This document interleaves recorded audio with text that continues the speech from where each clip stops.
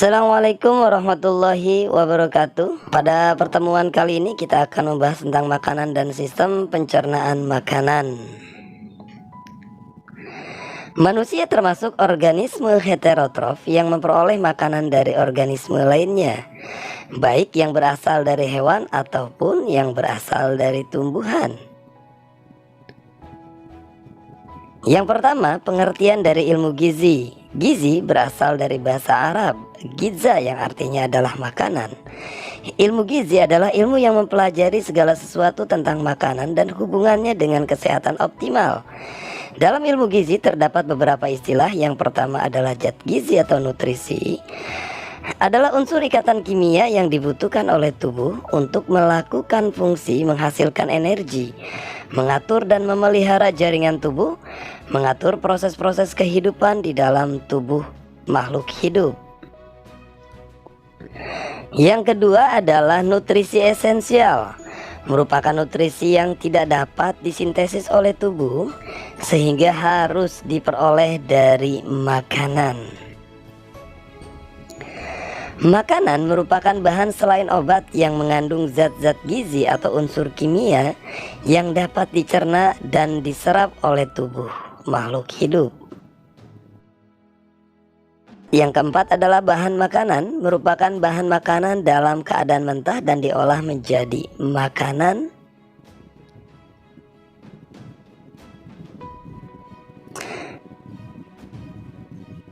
Selanjutnya yang kelima adalah pangan, merupakan istilah untuk semua bahan yang dapat dijadikan makanan sebagai sumber nutrisi.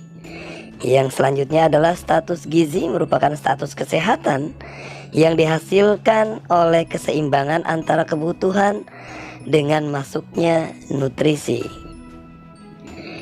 Yang selanjutnya adalah diet, pilihan makanan yang lazim dimakan seseorang.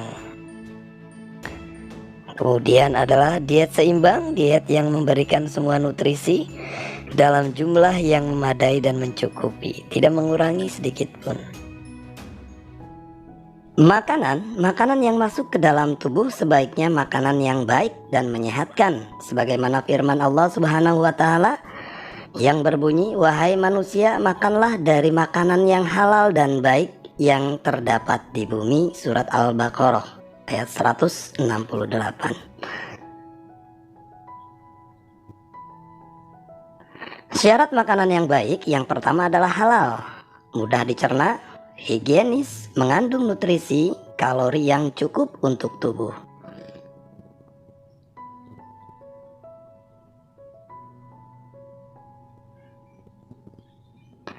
Fungsi utama makanan sebagai sumber energi, pertumbuhan dan pemeliharaan jaringan tubuh, mengatur proses tubuh, kemudian sebagai pelindung tubuh terhadap lingkungan bibit penyakit, baik virus ataupun bakteri yang merugikan.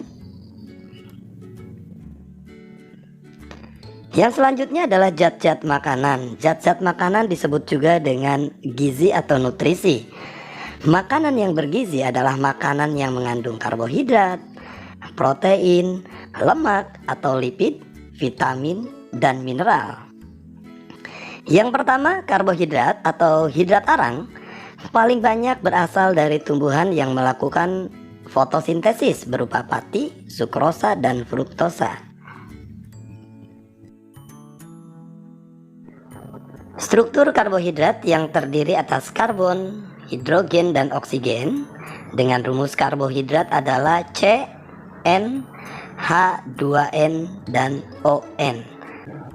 Karbohidrat dapat diklasifikasikan menjadi 3 kelompok, yaitu monosakarida terdiri atas gugus gula, contohnya adalah glukosa, fruktosa, dan galaktosa.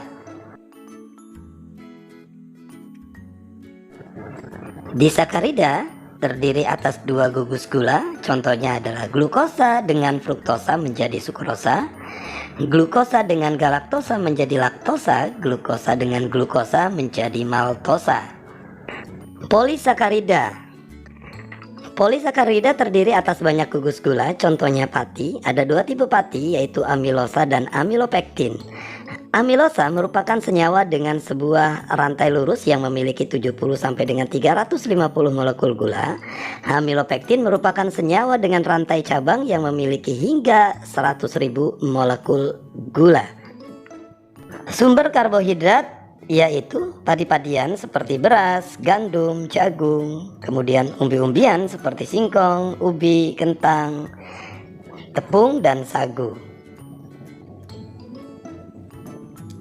Fungsi karbohidrat sebagai sumber energi utama berperan penting dalam metabolisme tubuh, menjaga keseimbangan asam dan basa, pembentukan struktur sel jaringan dan organ tubuh, membantu proses pencernaan makanan dalam saluran pencernaan misalnya selulosa, membantu penyerapan kalsium misalnya laktosa, bahan pembentuk senyawa kimia lain seperti lemak dan protein.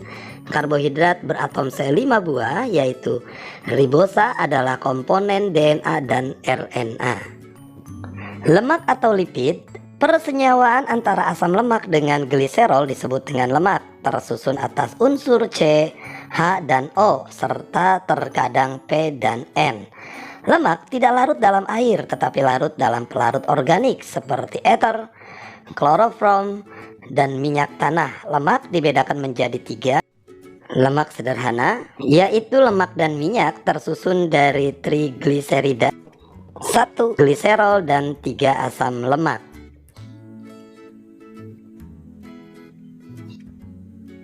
Yang kedua, lemak campuran, yang termasuk lemak campuran yaitu fosfolipid, fosfatid, dan lipoprotein. Fosfolipid merupakan komponen pembentuk struktur dinding sel, berfungsi untuk mencegah terjadinya penguapan air yang berlebihan. Fosfatid dibentuk oleh tubuh sendiri dari asam lemak, gliserin, kolin, fosfat, berfungsi untuk mengatur timbunan lemak di dalam tubuh. Banyak terdapat di dalam kuning telur, otak, dan urat saraf. Lipoprotein merupakan lemak yang mengandung unsur N, berfungsi untuk mengangkut beberapa jenis zat makanan dari saluran pencernaan ke seluruh sel atau jaringan tubuh yang membutuhkan. Selanjutnya adalah lemak asli, yang termasuk lemak asli antara lain asam lemak, sterol, kolesterol, pelarut vitamin D. Sumber lemak, bahan makanan sumber lemak ada 2 jenis, yaitu lemak nabati dan lemak hewani. Lemak nabati diantaranya adalah asam lemak jenuh dan asam lemak tak jenuh. Lemak nabati umumnya mengandung asam lemak tak jenuh kecuali minyak kelapa. Contoh lemak nabati yaitu adalah minyak kelapa sawit, minyak kelapa, minyak zaitun, minyak jagung, dan minyak bunga matahari, margarin, dan kacang-kacangan. Lemak hewani, asam lemak jenuh. Lemak hewani mengandung asam lemak jenuh kecuali ikan dan kerang. Contoh lemak hewani yaitu mentega, susu, keju, daging, ikan, dan kuning telur. Selanjutnya adalah fungsi dari lemak. Fungsi lemak antara lain adalah sumber energi, pelarut vitamin A, D, E, dan K, sumber asam lemak esensial, pelindung organ tubuh, penyebab lamanya pengosongan lambung sehingga memberi rasa kenyang lebih lama terhadap tubuh. Nutrisi yang ketiga yaitu protein. Protein didefinisikan sebagai senyawa majemuk yang terdiri atas unsur C, H, O, N, kadang-kadang mengandung pula unsur P dan S. Protein terdiri atas senyawa-senyawa sederhana yang disebut asam amino. Jenis asam amino amat banyak, namun secara sederhana dapat dibedakan menjadi asam amino esensial, asam amino non-esensial. Berikut adalah tabel asam amino esensial dan non-esensial.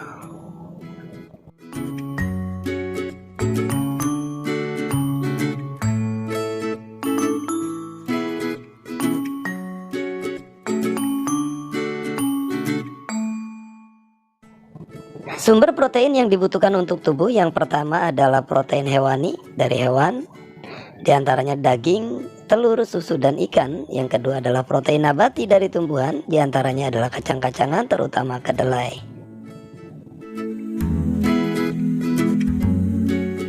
Fungsi protein yang pertama adalah sintesis zat-zat penting tubuh seperti hormon, enzim, dan antibodi, pertumbuhan, perbaikan, pemeliharaan jaringan tubuh, pelaksanaan metabolisme tubuh, penyeimbang asam dan bas cairan tubuh karena berperan sebagai buffer, pemeliharaan tekanan cairan dalam sekat rongga tubuh, penyediaan sumber energi di mana 1 gramnya terkandung 4,1 kalori, penetralan atau detoksifikasi racun di dalam tubuh. Yang selanjutnya adalah air sebagai pelarut senyawa-senyawa lainnya, mengangkut zat lain dari sel ke sel atau dari jaringan ke jaringan lainnya, menjaga stabilitas suhu tubuh. Pengaturan air di dalam tubuh dikendalikan oleh berbagai kelenjar buntu seperti hipofisis, tiroid, anak ginjal, dan pengeluaran seperti kulit melalui kelenjar keringat. Nutrisi yang kelima yang dibutuhkan oleh tubuh adalah mineral. Mineral yang dibutuhkan oleh tubuh dikelompokkan menjadi makroelemen dan mikroelemen. Makroelemen unsur-unsur yang diperlukan tubuh dalam jumlah besar, sedangkan mikro unsur yang dibutuhkan oleh tubuh dalam jumlah kecil. Seperti tabel berikut.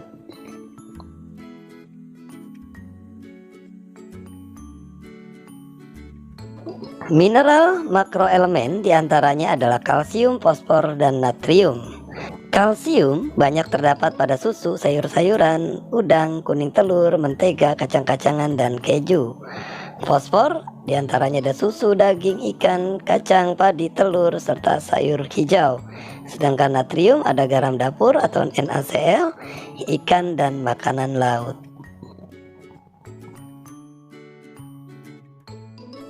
Perhatikan tabel berikut.